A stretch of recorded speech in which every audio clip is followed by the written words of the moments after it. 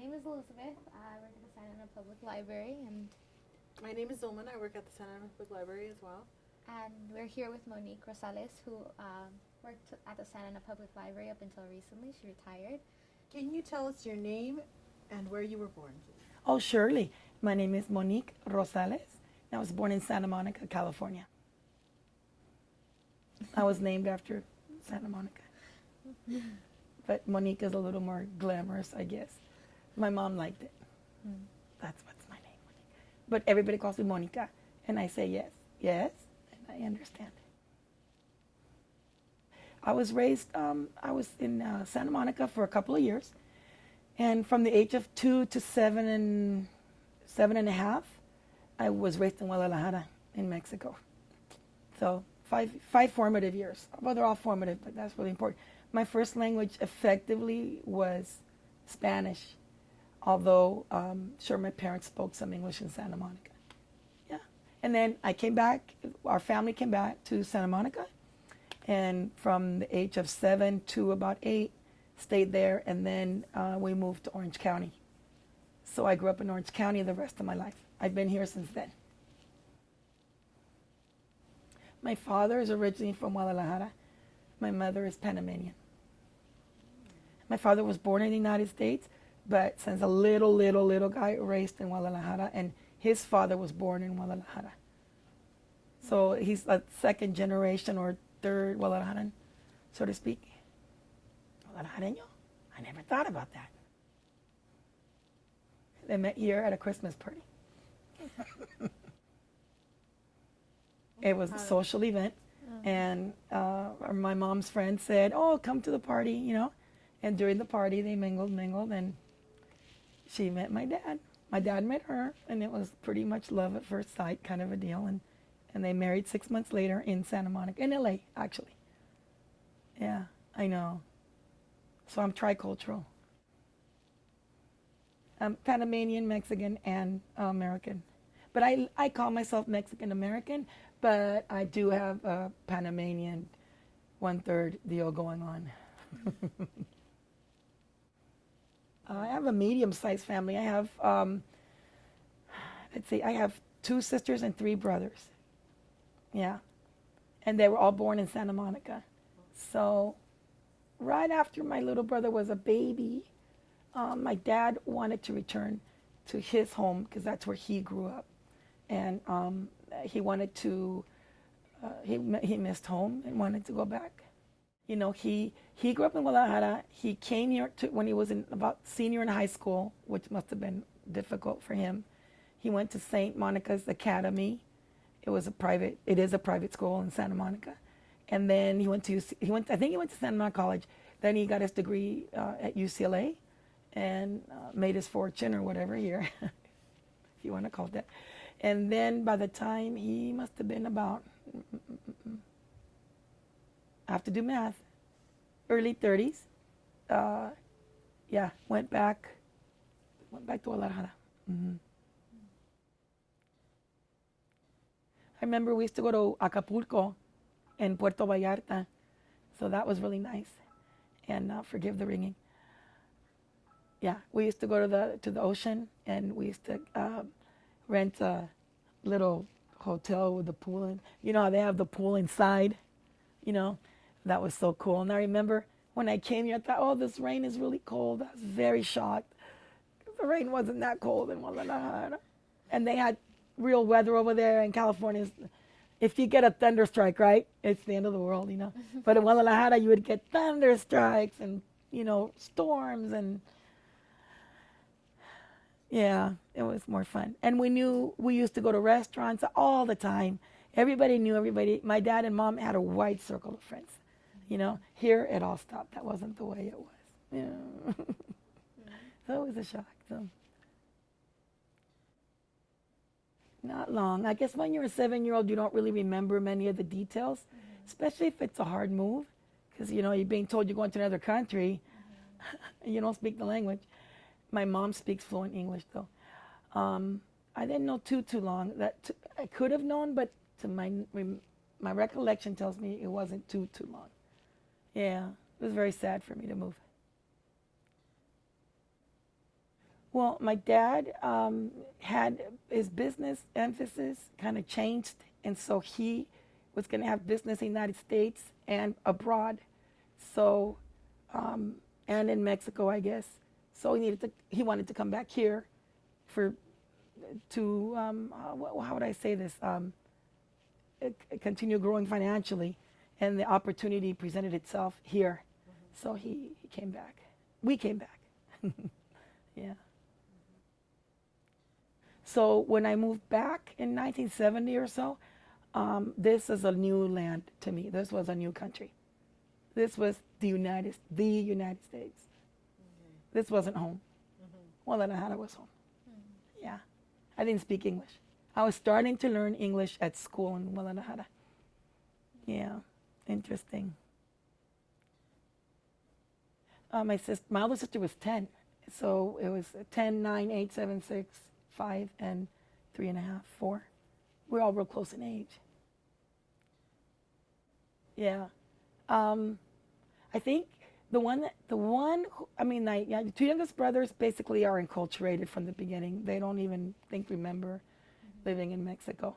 My older sister, 1 year older, she's so Americanized. She's very Americanized. And my older brother and sister used to come here a lot on vacation, so they were very familiar with Santa Monica. So I think it was hardest on me. They loved this country because they already knew it extensively. Every summer they would come. So, but out of all of us, myself and my next youngest brother were the two middle ones. We're the most who identify the most with our biculturalism, by far. Yeah. I hope that helps. Oh yeah. Oh, it was everything. When I came here, I really loved the country. It wasn't that. It was beautiful, and yet anything you wanted, this country had. Especially back in 1970, we had never seen supermarkets like they didn't have that. At least where I lived, and I lived in a big city, and everything was super deluxe. It was wonderful, but it was a major shock. A major shock. Yeah, I think I took it the worst by far of anybody. I mean, it affected all of us, but it was mostly me who wanted to go back home. I said, when are we going to go back? I kept wishing every year, every month, every year, every year, every year. They're like, well, this is your country too, and you'll make lots of friends, and you're going to, learn English, and you have your brothers and sisters, don't worry, you'll make friends and fit in. And I did, but it was, my heart was back there for a long time. They knew the culture pretty well. They had been here, and then they were temporarily gone. My grandma's from Panama. She didn't know English. She came here when she was 50. So it was really cute to see her try to navigate the markets and, and things like that. My grandma did come over to live in Santa Monica. Actually, no, when my aunt was sponsored, when she had a job long enough, she did really well, and she brought her mom. Yeah, back then you can bring a parent if they were widowed. My grandma lost her husband way early in life, so she was able to say she was going to support her, and she could support her, and then my parents could also help with that. So yeah. So we didn't grow up in an area where there was a big Hispanic element to support our enculturation. It was pretty much the new land, right, so to speak. Yeah. No, because I'm going to be honest. When I came to Santa Monica again, there was no bilingual education. There were hardly any Hispanic students in the school that I attended, and it was all English. So within 3 months, I knew English, and it was a horrible 3 months. Emotionally, psychologically, it left a mark, but socially and culturally, it was quick. My mom expected that of us. I begged to be, I was early in school. I was only 7 in third grade. I wanted to go back to first grade. And she said, no way, no. You're not going back to first grade. You learn English. And I did. In 3 months, that was it. I was fluent. I played sports. I ran track. Totally immersed. We had cousins here. That helped a lot. Panamanian cousins. And so it was pretty quick. It wasn't. My mom and dad were fluent in English, and they wanted us to be fluent in English immediately. So it wasn't a gap in language. There was no language barrier, at least for us. It came real quickly. So that's why bilingual education, for me, not to be controversial, but I have a lot of problems with bilingual education. A lot. What I wish, though, and I cried over it, was I wish I could have one period, at least, with someone who spoke Spanish. Like a one class where you could, speak in your native language. But having a whole day of a bicultural experience, as they found out in Santa Ana, over a 5-year period of time, their students weren't learning English, or they were speaking very poorly and they were writing very poorly. It was, in my opinion, it was a failure, a noble failure. It wasn't undertaken in Santa Ana to become a failure, but I don't think it worked out at all. So now there's no bilingual education, as you know. That was her character, though. She wasn't gonna wait until someone felt sorry for her. That's what she told me. She's like, I'm not gonna wait for someone to feel sorry for me and teach it. You have to go learn it. You have to take initiative. So in a way, that did teach me a lesson. She was like, no. There, you're just gonna go. She put basically, it was a sink or swim. So psychologically, it's painful. Excuse me. But by the time I entered 4th grade, they found out where I came from, and they did the math, and like, oh, do you speak English? I said, yeah. And this is the new school. And I went back to Orange County. Do you want a Spanish teacher? ¿Quieres una española? I speak English fluently. I never forgot that moment at the beginning of 4th grade. And I remember thinking, boy, I saved myself a lot of time. This is an 8-year-old speaking, in her mind. So I don't want to be rude to the powers that be in Santa Ana, but I think it's really good to enculturate and having 1 or 2 periods in the native language until they know such time is coming that the child is learning more and more. Especially if you have parents who speak only Spanish. That's very difficult. Yeah. But my mom, she's wanted to come here as an immigrant. She came from Panama. She was 18 years old when she came here, and she started learning in high school because she knew she wanted to come here. She applied. She got sponsored. Did it through all the long channels, and then slowly but surely sponsored her sisters and brothers. They gained employment, and it took them a long time. And that's how they did it. And then she made sure they learned English before they came to this country. That was her philosophy. You can learn it. You can do it. Yeah. So psychologically, it was very difficult. I would call it a mild depression. As a child, didn't know children could have that. But it feels weird saying it now. But it took me a long time, till I was about 45, till I realized, I guess I was mildly depressed because I would cry at night and wish that when I woke up, I'd be back in Mexico. And this was 3 or 4 years after we were here. Wow. When I came here, you guys, the boys had long hair. And I was like, oh my God, I'd never seen that in 1970. Remember the Vietnam War? Yeah. Hippies? None of that was in my neck of the woods. And they had the pants, the hip huggers. I'd just walk around not wanting to look at the boys because I thought their pants were going to fall, on the wrong side. You know how now they go this way? Well, back then I was like, ah! I was just terrified. Imagine a 7-year-old. I was like, what is this? This was a big culture shock.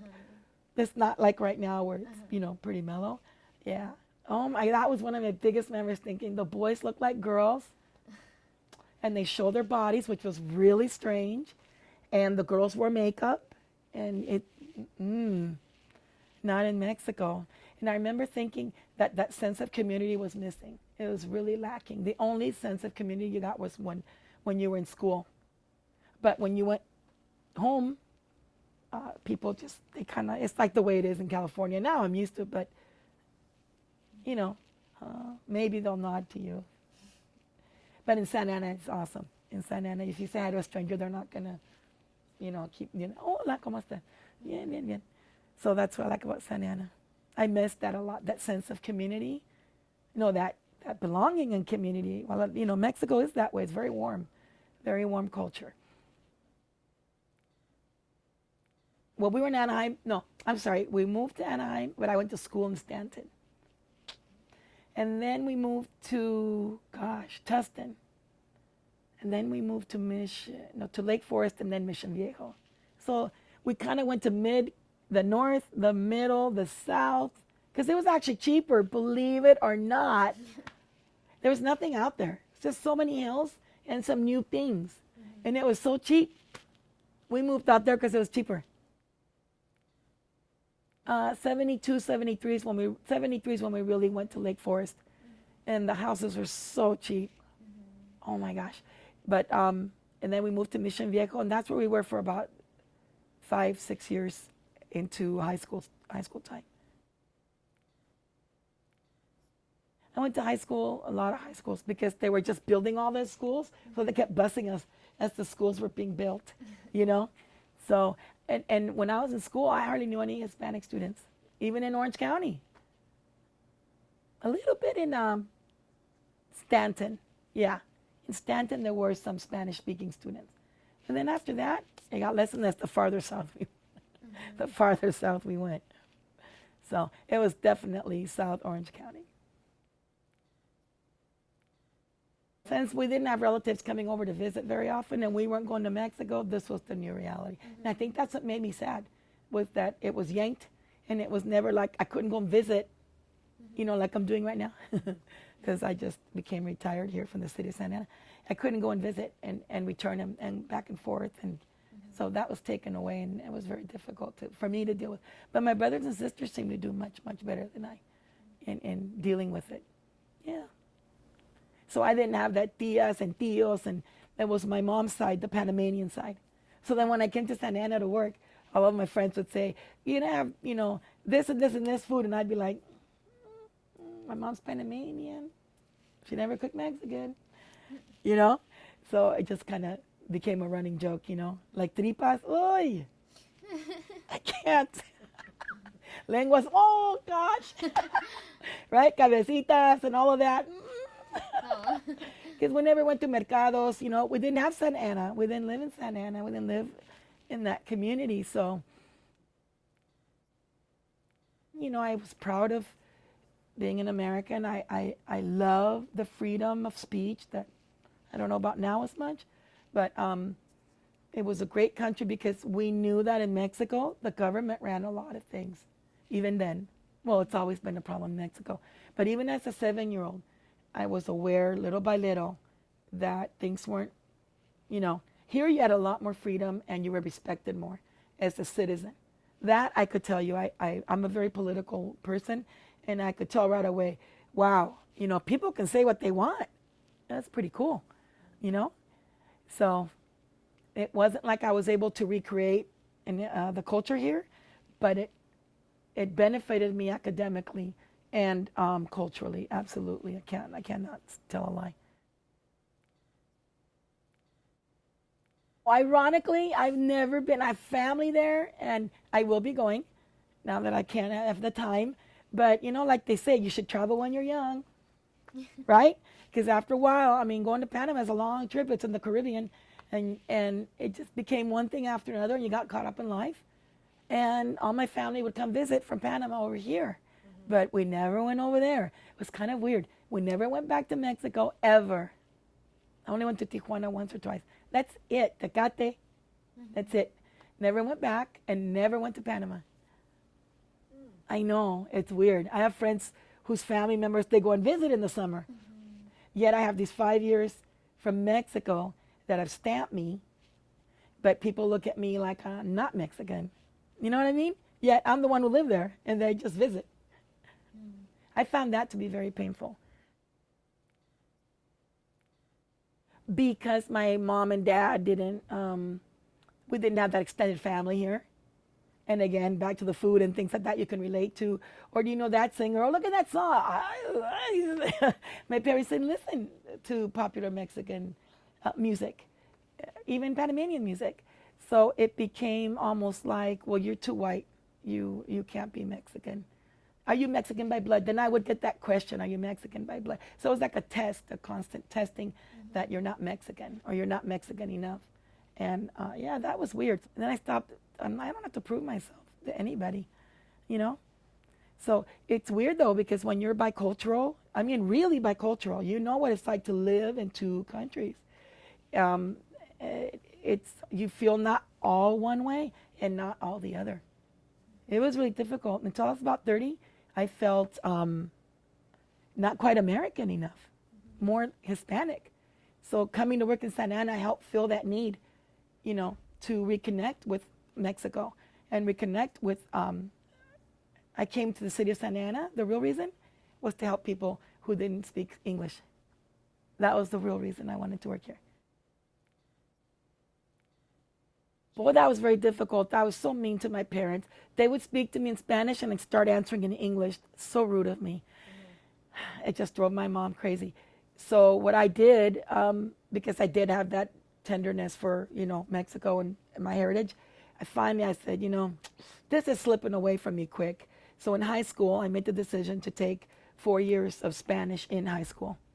And then when I finally got my formal education at a university, I took upper division Spanish. I took about 7 classes in upper division to really help cement that.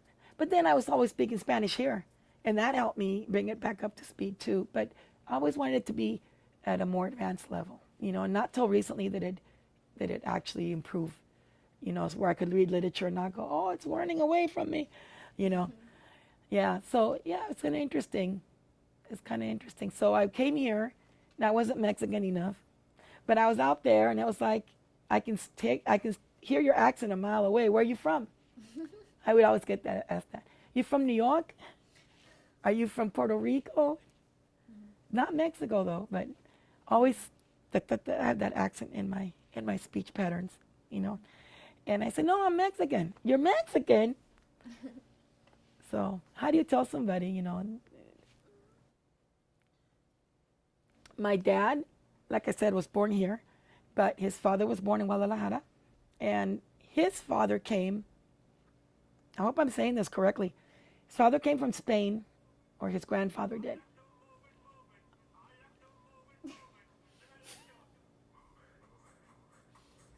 I'm so sorry. Should have turned off my cell phone. You can turn it off if you like. Please excuse me, I'm a little sick. My dad's dad was born in Guadalajara, and his dad went to Boston by way of Spain because they did exporting in Boston. And then they ended up in Mexico doing lots of business. So really, by blood, I'm Spanish. I'm not Mexican by blood. Oh! Told you it was an unusual migration, right? I've never been to Spain. We do have a coat of arms. It's true. There are streets in Spain called Rosales. And so they came here to Boston, and then by way of Boston to the import-export business to Guadalajara, where they did good business. Tequila. Good tequila. Yeah. And then they met another big tequila family. And it was tequila. And so I remember, you know, that's a good memory. When I was a little girl, we used to go to the, how do you call it, hacienda? And we used to go there, and lots of family, and Lake Chapala, you know, that was a big thing. We did that. I forgot about that. We went to Lake Chapala a lot. It was beautiful. We used to have family and friends, and used to eat on the lake, you know, where the homes was, the lawn, ride horses. I remember on the lake. It was a nice life. I miss that life. And so we would go to see the agave. And I remember rows and rows. And when you're little, everything looks so big. But I really remember, as far as the eye could see, it was a valley, and it was just plants everywhere. The agave was so beautiful. And I would walk in between and go, oh my goodness, you know, it was the coolest little childhood in that respect. So I miss that. That's part of the sadness. I miss that part. You know, and in Mexico, the dollar goes a long way. So I had a nice life. I miss that. Oh yeah, because that was a family business, of course. So Yeah. you knew it. Yes. Yes, absolutely. So it was really my dad's business did not become tequila though. It was his family that had the real business. They kind of said, okay, who wants out, who wants in? That happens in families. So my dad's business in Guadalajara was not tequila anymore. It was his dad's business. He sold out. They gave him money. Okay, wanted to go his own way, and then I hear the business sold for a lot of money a few years ago. A boatload of money. The sad part is that my dad knew so many aunts and uncles, and I never got to meet them. You know, great aunts, cousins that I would really have liked to have known. That's what happens when you leave your country, you leave your relatives behind. Very difficult.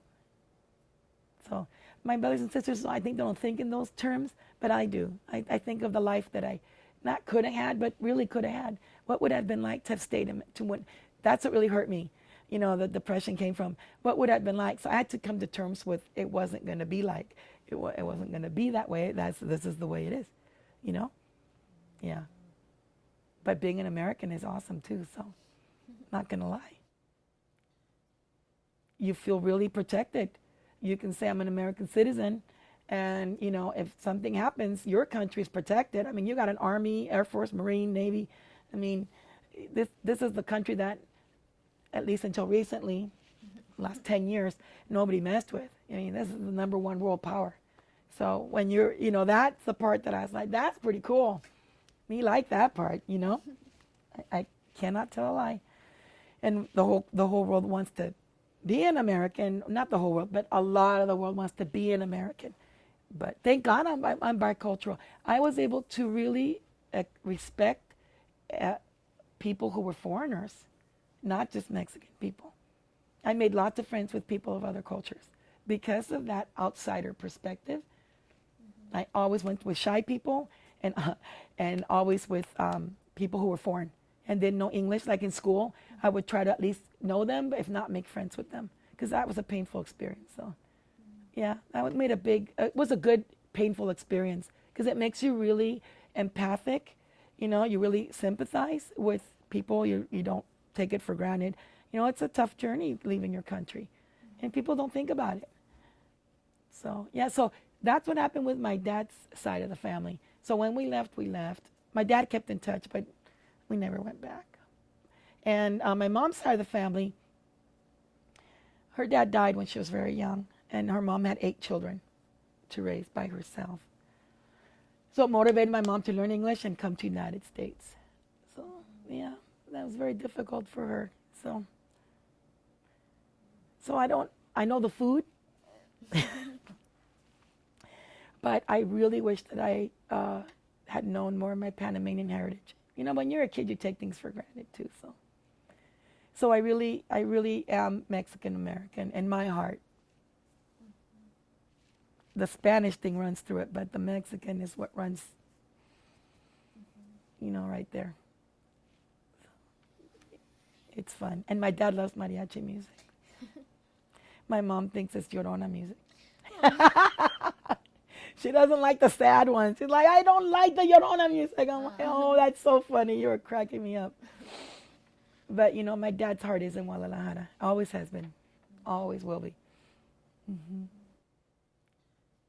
No, he knows those days are done. He knows. Yeah. Oh, long gone. Long gone. It's sad, you know. But he's an American citizen, so he's got the same deal going on as I, you know. Only he came when he was a teenager, so it was a little different. He has a cute little accent. So does my mom. So both my parents have big accents. My mom doesn't feel any problem with not going back to Panama. Yeah. No. Mm-mm. In Panama, there's a lot of great things, but it gets very humid during the summer. People don't realize it gets really hot during the summer. She had no dad. Mom had 8 kids. Mom had no formal education. So it was a very scary time for them. Where are we going to eat? Where are our meals going to come from? So for her coming to this country and finding, her education, her soulmate, it made a big impression on an 18-year-old girl who came over here. And she was like, it's nice, but this is the United States of America. That's peanuts. It's a little country. I'm not saying it is. But from her perspective, I said, don't you miss it? Don't you long to go back? No, not at all.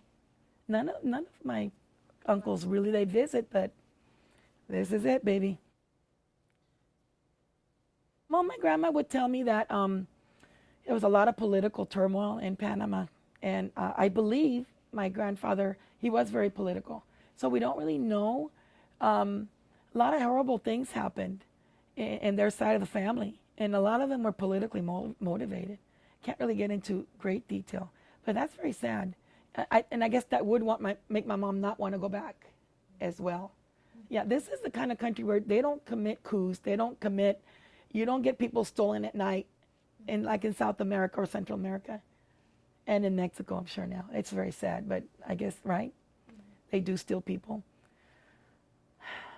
So those are the kinds of things, if you grow up in those countries and you have a chance to come to America, You're jumping on this. you're going to say, I'm willing to take that risk because I don't want to be one of those statistics. So I don't know everything. There's a lot for me, that hopefully one day I'll know. And I do know some things. And it was a very difficult childhood. This is like an understatement. So she's very happy to be here. They all are. They can eat and have a good life. It's the name of the game. So I don't tell my mom, you should have given me more culture. That's ridiculous. I can't do that to her when I knew that it was very painful and they needed to leave to be able to eat. End of that story. So it's more like with Mexico that I say, Daddy, are we going back? So my first cousins are in Panama. So I haven't seen them in like 30 years, 35, 40 years. I don't even know how long it's been. We speak on the phone, sometimes email, but it's really, they're, when are you going to come? So now I hope that I have the time. They're inviting you out. Yeah, that would be great. See, I always have a place there. I'm like, oh my God, I'm an idiot. I got to go. It's the Caribbean. It's beautiful. So my uncle goes back all the time to visit. So we have like second cousins, extended family out there. I've lost a couple uncles already. That's also kind of sad. And my grandma made it to be 101. Nice. Yeah. She just passed away about 4 years ago. So, yeah, 101. Yeah. But she liked this country too. Excuse me. Forgive me. Sorry. So I came here and it was gone. Very sad. And I see the employees here and they have that chance to go back. See, I'm told you I was going to cry a little bit. Jeez. Yeah. I miss it. And I'm sure if I go back now, it'll be wonderful because I hear a lot of things in Guadalajara still look the same. But everybody tells me, and that's what kind of broke my heart too, it's growing. That was every 5 years. It's growing. And now it's like, it's exploded. You wouldn't recognize it, But on Google Maps, I see the Revolucion. Avenida Revolucion. We used to live real close to there. And definitely that's on my bucket list, My siblings have gone back. It's almost like because it was so painful to go back, I didn't want to. Does that make sense? I think I would know what I lost, which is kind of a weird way of coping.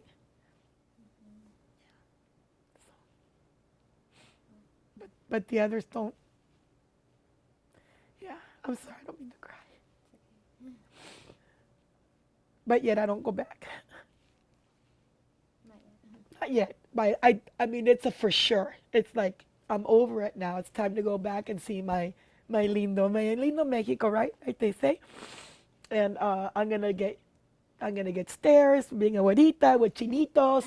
It's funny, when I was a little girl, I totally remember this. Everywhere my mom would take me, oh, mira los chinitos. And they would play with my hair, and I loved it. It was like, I loved for the ladies to play with my hair because they didn't see too many blonde ricitos. So I'm going to look forward very much to seeing. I heard like Chapal is polluted though, so people don't swim in it, or you know, I have seen it. Looks great, but they say it's going to be another about 10 more years, and then it should be back to what they call snuff, back to snuff. And I'm looking so forward to seeing the hacienda. I can hardly wait to go visit it. But you know who owns it? Is Anheuser-Busch. They bought it for close to $1 billion. Not the hacienda, the business, Oh. in including the hacienda, of course. But they stipulated, I believe, that the hacienda has to stay the way it was, the way it looked, and then they have a modernized version of it. One thing I'm very proud about is, and I'll say it because it's in Mexican history books, my dad's uncle and his great uncle were very Christian, loyal to the Catholic Church. And when they had the Cristianeros, I'm not even saying that correctly, they were being persecuted. And when they wanted to, the communists were coming in to Mexico, my dad's uncle was shielding priests from being, because they were capturing them and disappearing, making them disappear. And they were part of that Cristero movement. He was one of the big leaders, and actually he had to leave Mexico, and he never came back. I don't believe he came back. And that's how the business ended up with his, I think it was his own cousin ended up taking over that business. And they married into Cuervo. So they had Cuervo and Rosales, the Herradura tequila. That was the tequila. Not to talk badly about other tequilas. I don't mean that. But it's very sad that that my uncle felt he couldn't come back, but they put a hit on him. So he was afraid he never came back. Very sad. But I'm very proud that I have family who did that stood up and said, we're willing to risk our lives to protect. So that's one of the things I'm proud about from my heritage, the fact that my uncles literally shielded priests and other people who were supporting the priests. In that hacienda, they had special tunnels to smuggle them out. Like the Underground Railroad. Yeah. I didn't know about all this till much later. I did know from my dad that he loved priests very much and that they were a big part of Guadalajara, the educational system, the medical universities, that they have that fine medical schools in Guadalajara. And he always told me, how your parents don't want to tell you everything, but he always told me about how his family was very close to the Jesuits. And now I realized later why he loved the priests so much. They meant a lot to him because they were able to do God's work and continue doing God's work, so that was really cool. Maybe I inherited that, I don't know. But the way it is now is very sad in this country that everybody hates each other. I don't like that. It makes for bad business, in my opinion. There's got to be a way for people to be able to deal with everything that's going on, because then we just become like some other crazy country. That's not good for us, I also think this country can do more for Mexico with economic aid. Definitely can do more by saying, let's partner up and get everybody better educated and do more things for the infrastructure, and work hand in hand more. I always think that we haven't used Mexico enough as a country. We haven't used them as our partner enough. Sorry, I didn't mean to be a crybaby. I think I was reliving some of that feeling of outsiderness. Is that can I say that right? When I came here and nobody spoke Spanish, you felt, that's why I say it was painful, because you felt other. You're the other, right? And there was a gulf. It's called a language gulf. So you can bet I learned it quickly because you're isolated. Not knowing the language will isolate you. And that's why I tell people in Santa Ana, as a City of Santa Ana employee, learn English. You're not doing yourself any favor putting off taking the ESL class. Encouraging your kids to come to the library. Make sure they get tutored. It's like there's a personal motivation for me to spare other people that brief pain. Well, it's because of that need to help, want to help those who are isolated by language, that I wanted to work for the city of Santa Ana. In what capacity? I mean, I knew it was the customer service capacity. And then I began in the community development agency. And unfortunately, we had to tell people they were being eminent domained, so to speak. That was horrible. They were getting rid of, they were improving the blighted areas of Santa Ana. But these poor people live there, and they had to be told they had to go somewhere else. So they would leave it to me sometimes. They, oh, I have a meeting to go to, and I was like, oh my gosh, I have to tell them this. It was horrible. Just I hated that part. And so then from there, I went to another part of the agency where I worked in the downtown, and I spoke Spanish every day. So that was awesome. Women who were coming from Mexico or Guatemala or El Salvador and starting their new lives in fear, some of them, you know what I mean? And some of them were running away from political persecution. The Guatemalans and Salvadorans, especially in the mid-'80s. You had death squads over there, lots of them. The Sandinistas, all of that was still very much in play as far as forcing people to flee and get here any way they could. So I met lots of interesting people, that way. And that made me feel Mexican again. That made me feel like that's my community. Salvadoran didn't matter. Guatemalan didn't matter. Panamanian next to El Salvador, Guatemala, it's all the same. So I don't like that. I'm Mexican and you're not. I'm Mexican, great, but you're also Hispanic. You're also Hispanic. We're all Latinas. We're all Hispanic. I don't like that distance from the Spanish-speaking communities or countries. I don't like that one bit. Language unifies, or lack of it can isolate. So for me, it's always been very much a matter of loving the other. It's great that they're from a slightly different way of speaking Spanish, different culture. It's great. My mom and dad taught me that. Appreciate other cultures. So that's what I did for a long time. And then I came to the library and I worked in administration here for the city of Santa Ana. I did serve the public, but I was primarily staff supporter. I supported the staff. So then after 11 long years, I longed to help the citizens of Santa Ana. So I changed my career path. I love libraries. I was going to be a librarian. So I decided to change to serve the community in the library with the public. And I got to work in the children's department. That was my greatest joy, working for the city.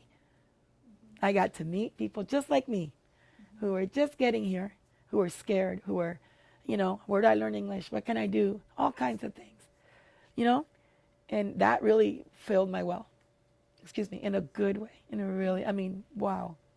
I think it helped heal me from that pain. Even though I still cried, I've dealt with it a lot. And I think that made up for a lot of the sadness was that I could help others. They have a lot of services in Santa Ana that I didn't benefit from. But at the same time, remember, I benefited from learning English real quickly too. I was able to feel more confident when I went to school and when I went for employment, right? I had no qualms about having really good English skills. Actually, I wanted to excel at it because my mom taught me that. If you're going to be in somebody's country, you're going to learn their language, and you're not going to wait a long time to do it. That was my experience. Oh, that's a good question. Not as much as people would think. Really, not that much. The services have increased. The knowledge of the people of Santa Ana and knowing how to connect to services has definitely increased. They're more savvy. They come to the library. They learn a lot about services in schools, in the school district, the schools themselves, at the school district, the school themselves, and here at the library. Those are the three biggies.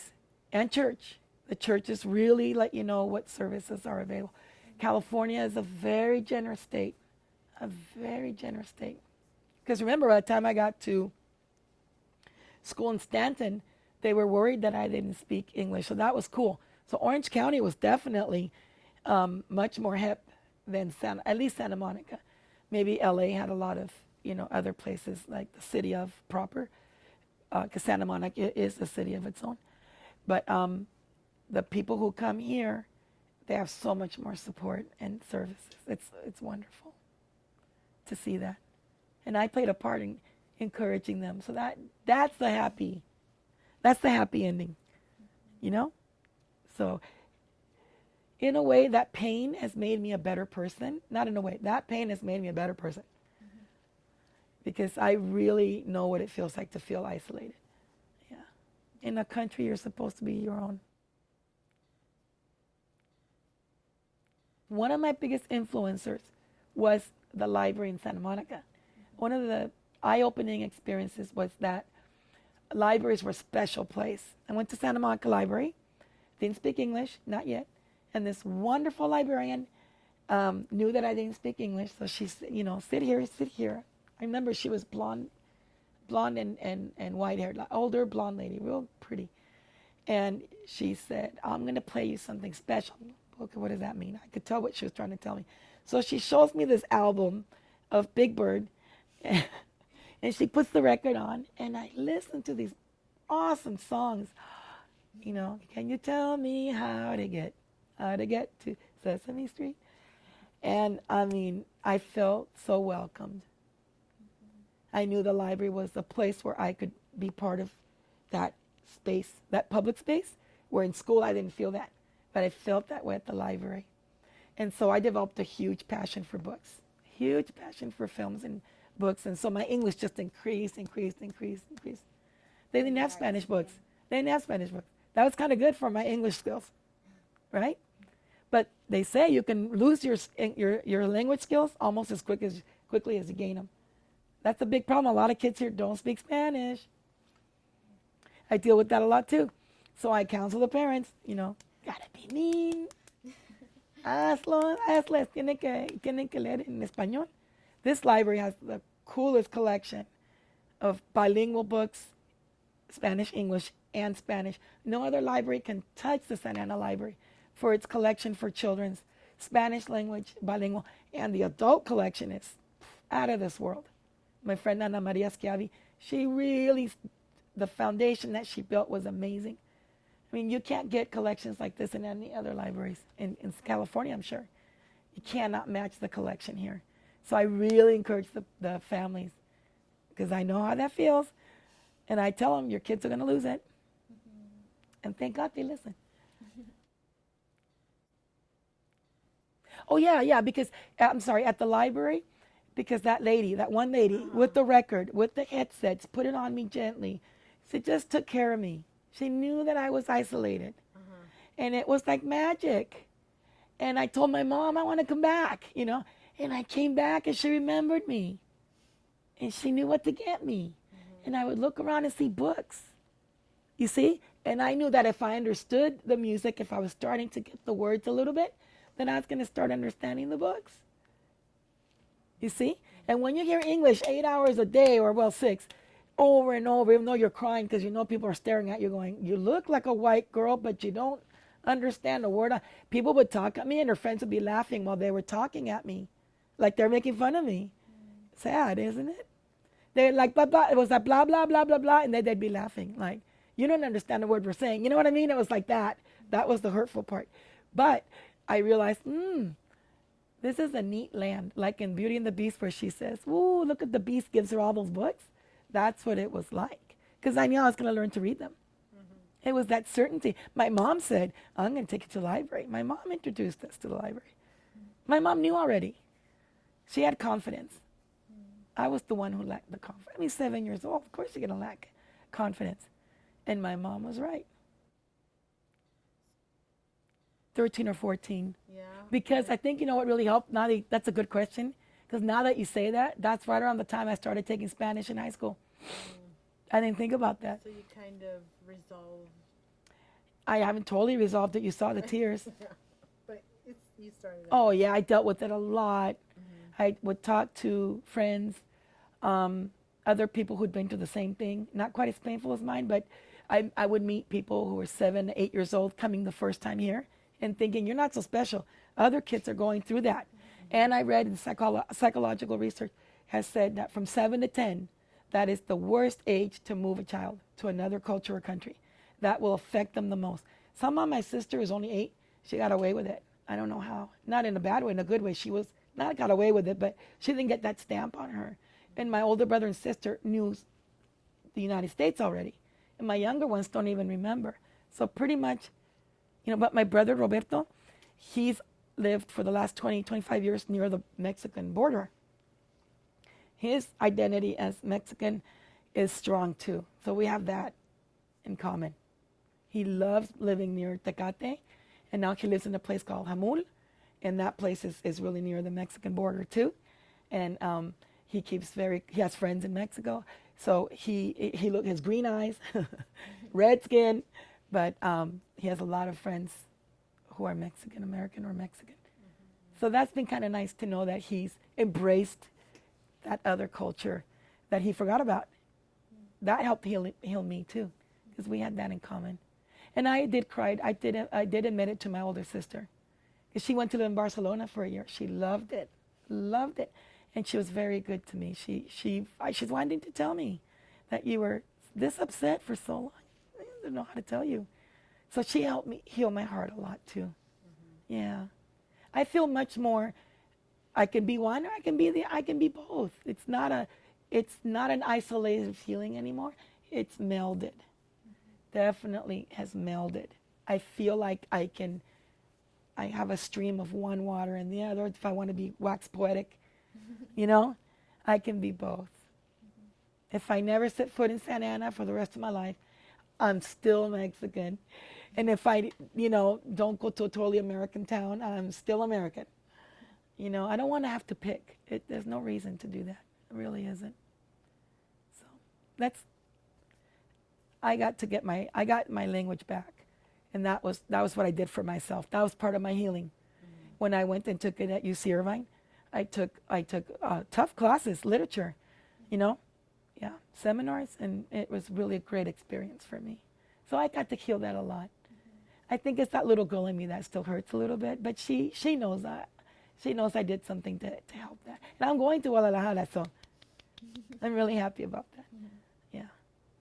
People go, oh, it's scary, and forget it. I'm not gonna let fear hold me back.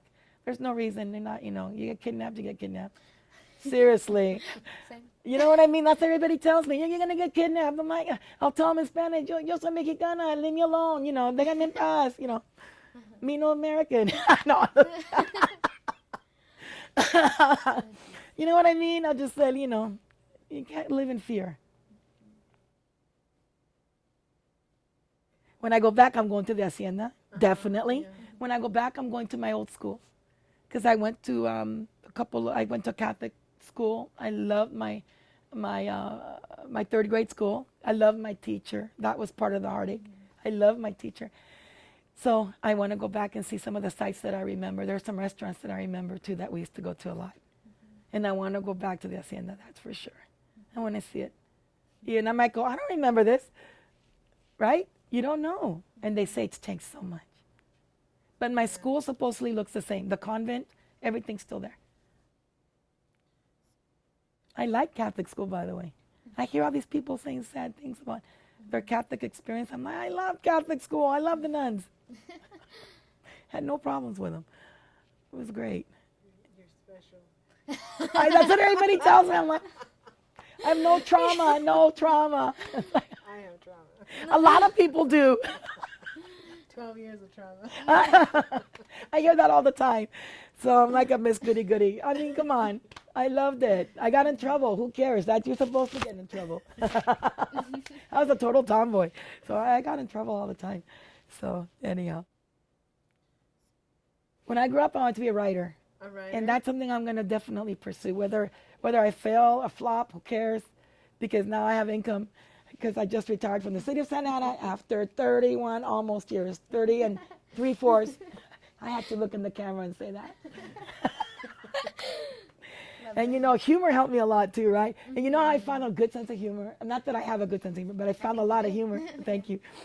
It wasn't watching old American movies and watching Warner Brother cartoons and watching the British TV shows. That was a part of my American culture that latched on. I loved BBC. When I was 9, I saw a miniseries, the 6 Wives of Henry VIII, and I said, I love this thing. And ever since then, I've had a passion for British television and movies. So that's also a weird part of, that mezcla of cultures. And I learned the British humor. I loved it. And turns out, I didn't know this. This is another part of my background. I almost forgot. My mom told me, and she forgot to tell me. I said, Ma, how come I call her Ma, believe it or not. How come I love British things so much, yet I never go to England? How come I love British things so much? And she said, well, your grandfather was English. I forgot. My grandpa was English. I said, no way. I forgot to tell you guys this. My grandpa was named Raymond. He came from England to Panama because back in I'm going to say the 20s and 30s, the thing in English was the Panama Canal. That's true. I didn't think about that either. It was, Roosevelt opened it up in 1902. So it opened up the ground, literally, so to speak. Well, that's not, no pun intended, but it opened up the pathway to a lot of opportunists, but not necessarily bad opportunities, a lot of opportunities. I don't mean opportunists in a bad way. But so when my grandpa came, they said, hey, if you're adventurous, can't imagine going from England to the Caribbean. So he came, but he had trouble enculturating in Panama because of his British last name, excuse me. So he changed it from Raymond to Ramon. My mom's name is Ramon. My uncles are Ramon. That's interesting. That hardly ever happens. Yeah, you don't. The Anglo becomes the Latin. That's an interesting part of my migration, right? Well, his migration. Excuse me. But then the weird thing is, I don't know how we got mixed up in politics. Maybe it was her grandpa and she got it mixed up. Who knows? But anyhow, it's all a blur. It was a long time ago. My mom grew up in the 40s, little girl in the 40s. And she said, yeah, he was a Brit. So it must have jumped to me because I'm fascinated by, I wouldn't want to live there, it's too cold. But that really helped me cope with humor. If anybody knows me, they're like, man, she never stops wisecracking. But that helped me adapt, and sports. I became a really good athlete. That's what helped me not get, not bullied. It wasn't bullied because I would have beat them up. I was a tomboy. But it helped me gain acceptance. Athletics really did. Big time. Big time. So that healed a lot from that. It was more like that tender part of me that cries, even today a little bit. But I'm going to go. So it's not going to be the same. I'm going to cry thinking, what would have happened? Would I have married someone? Would I have married a Mexican man? Would I have stayed at home? Would I have been traditional? Right? Who knows? Would I have gone to university in Guadalajara? Would I have gone to another part of Mexico? All those things, What would have happened if we hadn't moved? What would have stayed? But I have a good life here too. And like I said, I've been able to help lots of people. And I want to continue to do that. I would love to continue to do that. So. Oh, goodness gracious. That's the thing where it's such an intimate art. It's a really intimate art. Doing this was a very intimate thing for me because I knew I might cry. I think I'd like to write about a human experience, nothing, I don't know, you can do a lot of things through humor too, but it's a human experience because I'm definitely a Leo. I'm definitely an extrovert, and so I'm connected to people, So it's definitely something to do with the human experience. Not like the science fiction or the mystery or, the magic or the, has to do something based on a human experience. So we'll see. But at the same time, I'm very grateful to Santa Ana for the opportunities that it's given me, you know. Yet at the same time, it's been sometimes painful feeling other than. But I'd say, you know what, if they can't deal with it, then I finally had to kind of put my foot down and say, you can do what you want. You can identify me the way you want. I really don't care. I did, but I lied. And now wherever I go in Mexican places, Miss Monica, you know. I never met a Mexican at a restaurant I didn't like, maybe one time. But it would be nice to go to Panama too. I hear it's beautiful. I mean, the waters are blue and green, and the ecosystem is amazing. It's like Costa Rica, just a little bit farther, tiny little bit farther. So it's a good thing. I hope that mostly, I think my story, if it's going to be of anything, it's basically of culture clash. It's and of course everybody has a culture clash. Don't get me wrong, I'm not the only one, but I came already with a knowledge of, through my parents, of the American culture. So I had an advantage. So it wasn't like a total disadvantage, you know. So mine was more of a reverse. It was, once I got here, how to deal with the fact that I was losing that culture. Does that make sense? Once yanked, it stayed yanked. Where a lot of people's the opposite. They're trying to enculturate, right? And become more of the culture and the language. That's their challenge. Mine became the opposite. I had a mom and dad who said, there's no room for argument, and that's fine. But it was the opposite for me. With every year, that culture would feel like it was slipping away from me.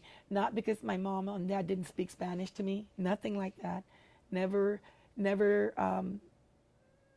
said we can't talk about Mexico. Never. But more because with each passing year, everything was just, I would hear things that everything was changing, and it became a real sad, backwards experience for me, where people here want to come more to the American experience. I wanted to go and keep the Mexican experience, and I was losing it.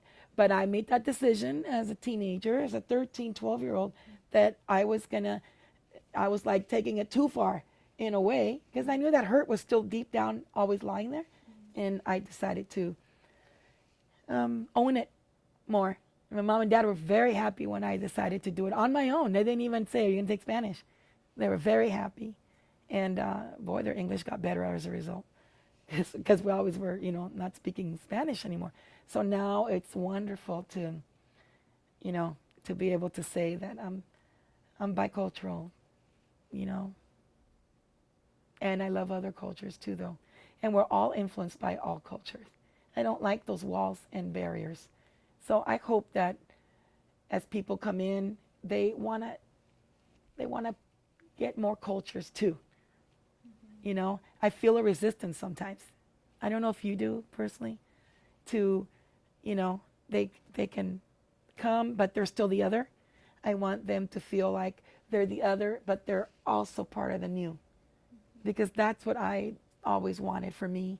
And that's when I finally became happy. And my hope is for when people come here, is that they can embrace the new culture more. And don't be afraid to do it. Because you're not going to lose your raíces. Come on. If at 7 I was mourning it, yes, my brothers and sisters, yeah, they've lost some. But my sister Elsa ended up getting a master's in teaching Spanish, by the way. I forgot to mention that part. She was one of the people who used video as an early medium to teach people language and what they call the natural approach. And now everybody does it. But back then it was new. So I saw her teach a class in Spanish at UCI. She got her master's there. And she'd say, good morning, class. My name is Elsa Rosales. And this is the first and last time you're going to hear me speak English in this class. You have any questions? You can ask me after the class, but there'll be no more English. And the kids were like, I call them kids because they were university students. English or Spanish? No more English. So I'm sorry. speak Spanish too. That's the first and last time you're going to hear English spoken here. There's only going to be Spanish. Oh, when she taught, when she speaks, when she. Yeah, it was a Spanish class. I'm sorry. My sister Yeah, taught no, I Spanish misunderstood, sorry. as part of her master's program. She had to be a TA. But her mentor was a professor, Tracy Terrell, spoke 11 languages. And this is important. I'm very proud of her. My sister also then renewed her ties to the culture as well. Well, she never lost them because see, she was at an older age, so she was able to really keep the both going.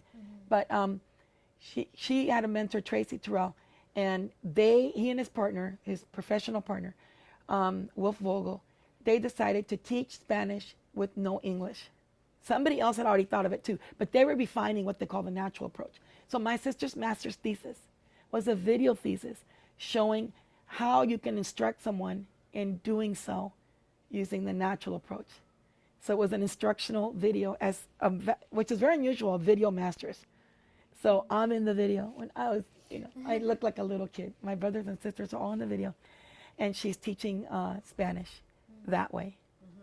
So it was really neat I'm very proud of her. She put a lot of work into that part of her life. And that was actually looked at by Ivy League schools. And, like, oh, they never saw anything like that. So they used some of that to, she was known in academic circles for a long time for that. So I still am very proud of her. So it's so fun to say that we're Rosales, Mexican Rosales, okay, Spanish. I'm more proud of my Mexican. And that we embrace the new culture, or sort of new, even though we're American. And I want people here to know that they can do that. They don't have to lose theirs, but embrace it. You're in another country, right? That can be a source of joy too. Many of them look at me like, I can do it. I'm like, yeah, you can do it. You can do it. You can learn it. So it gives me so much joy. That's my that's my immigrant experience that I can then encourage others to not be afraid to embrace that. They're lucky they don't have to lose it most of the time. Mine is an unusual case, I think, And my dad, I'm sure, misses it every day of his life. And my mom, I know, misses it, but not like my dad. Yeah. So one day I'll go to Guadalajara. I'll send you a postcard. I will. I'll send you a postcard. Thank you for the experience. It's been my honor. Thank you for coming in. Thank you. I'm sorry I sobbed.